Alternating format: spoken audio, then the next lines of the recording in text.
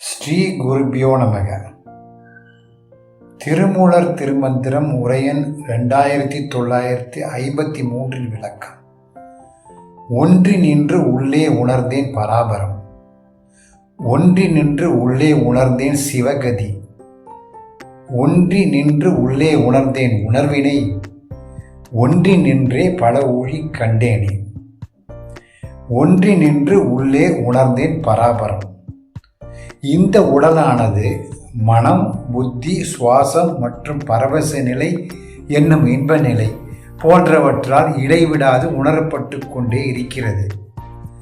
இவ்வனைத்து உணர்வுகளும் இந்த உடலின் அதே அளவு அகலமும் நீளமும் கொண்ட தூய உணர்வின் உருவமற்ற அம்சத்தால் சூழப்பட்டுள்ளன என்பதை உணர்ந்து அந்த தூய உணர்வினுள் இவ்வனைத்து உணர்வுகளும் ஒன்றி போய் நிற்கும் போது வெளிப்பட்ட பராபரத்தை கண்டு உணர்ந்தேன். ஒன்றி நின்று உள்ளே உணர்ந்தேன் சிவகதி. அவ்வாறு கண்டுணர்ந்த தூய உணர்வான சிவத்தோடு இடைவிடாது ஒன்றி நின்று உணர்ந்தேன், அதுவே கதி என.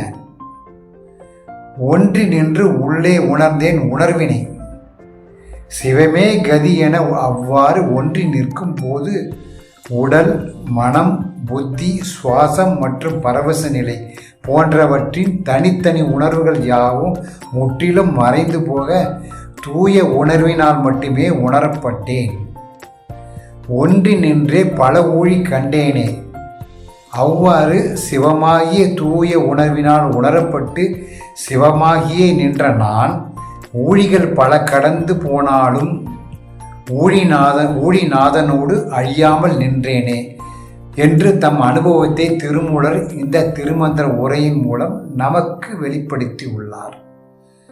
பைபிளில் மத்தேயு 10:38 இயேசு சொல்கிறார், தன் சிலுவையை எடுத்து என்னை பின்பற்றாதவன் எனக்கு தகுதியற்றவன்.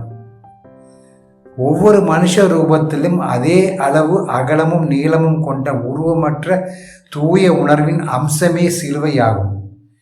இந்த தூய உணர்வாகிய சிலுவையை உணர்ந்து அதை சுமந்து கொண்டு என்னை பின்பற்றாதவன் எனக்கு தகுதியற்றவன் என்பதே இதன் பொருள். அவ்வகையில் ஒவ்வொரு நபரின் தூய உணர்வும் சிலுவையாகும். திருச்சிற்றம்பலம்.